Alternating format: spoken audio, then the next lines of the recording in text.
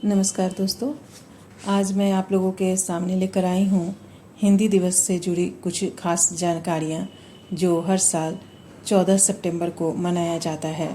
मेरा प्रयास ही यही है मित्रों कि हम अपनी धर्म, संस्कृति और सभ्यता के बारे में अपने बच्चों को ज़्यादा से ज़्यादा बता सकें। चलिए आज शुरू करते हैं। हिंदी दिवस 14 सितंबर को ही क्यों मनाया जाता है और जब हम लोग सभी हिंदी बोलते हैं तो फिर इसे आवश्यकता ही क्यों पड़ी कि किसी एक खास दिन को ही हिंदी दिवस के रूप में मनाया जाए। प्रत्येक वर्ष 14 सितंबर को हिंदी दिवस मनाया जाता है। 14 सितंबर 1949 को संविधान सभा ने यह निर्णय लिया कि हिंदी भी केंद्र सरकार की आधिकारिक भाषा होगी, क्योंकि भारत में अधिकतर क्षेत्रों में ज़्यादातर हिंदी भाषा बोली जाती थी। इसीलिए हिंदी को राष्ट्रभाषा बनाने का निर्णय लिया और इसी निर्णय के महत्व को प्रतिपादित करने तथा हिंदी को प्रत्येक क्षेत्र में प्रसारित करने के लिए वर्ष 1953 से पूरे भारत में 14 सितंबर को प्रतिवर्ष हिंदी दिवस के रूप में मनाया जाता है। स्वतंत्रता प्राप्ति के बाद हिंदी को आधिकारिक भाषा के रूप में स्थापित करवाने के लिए काका कालेलकर, हजारी प्रसाद द्विवेदी, सेठ गोविंद दास आदि साहित्यकारों को साथ लेकर व्यवहार राजेंद्र सिंह ने अथक प्रयास किए। वर्ष 1918 में गांधी जी ने हिंदी साहित्य सम्मेलन में हिंदी भाषा को राजभाषा बनाने को कहा था। इसे गांधी जी ने जनभाषा की भाषा भी कही थी। स्वतंत्र भारत की राष्ट्रभाषा के प्रश्न पर 14 सितंबर 1949 को काफ़ी विचार विमर्श के बाद यह निर्णय लिया गया, जो भारतीय संविधान के भाग 17 के अध्याय के अनुच्छेद 343(1) में इस प्रकार वर्णित है।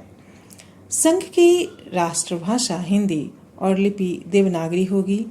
संघ के राजकीय प्रयोजनों के लिए प्रयोग होने वाले अंकों का रूप अंतर्राष्ट्रीय रूप होगा। यह निर्णय 14 सितंबर को लिया गया। इसी दिन हिंदी के मूर्धन्य साहित्यकार व्यवहार राजेंद्र सिंह का 50वां जन्मदिन था। इस कारण हिंदी दिवस के लिए इस दिन को श्रेष्ठ माना गया था। हालांकि जब राष्ट्रभाषा के रूप में इसे चुना गया और लागू किया गया तो अहिंदी भाषी राज्यों के लोग इसका विरोध करने लगे और अंग्रेजी को भी राजभाषा का दर्जा देना पड़ा। इस कारण हिंदी में भी अंग्रेजी भाषा का प्रभाव पड़ने लगा।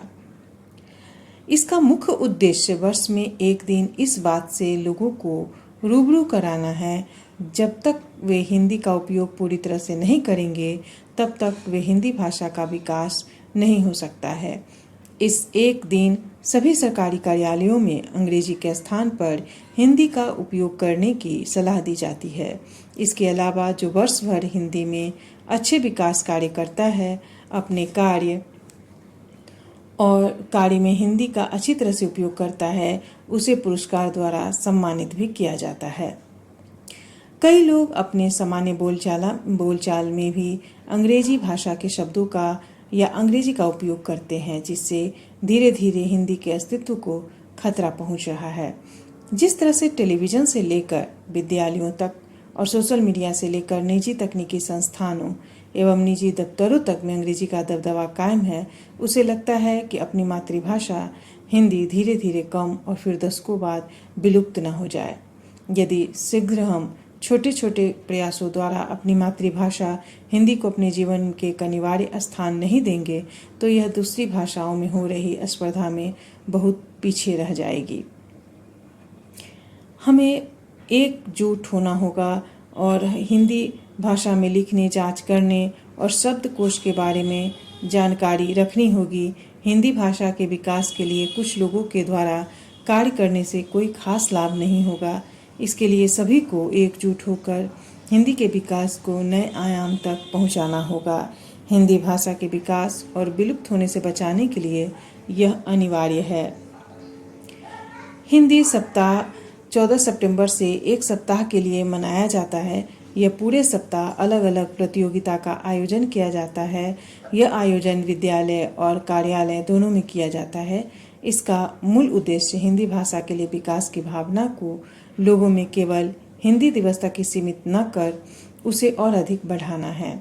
इन 7 दिनों में लोगों को निबंध लेखन आदि के द्वारा हिंदी भाषा के विकास और उसके उपयोग के लाभ और न उपयोग करने पर हानि के बारे में समझाया जाता है। अगर मेरा ये प्रयास आपको पसंद आए तो कृपया वीडियो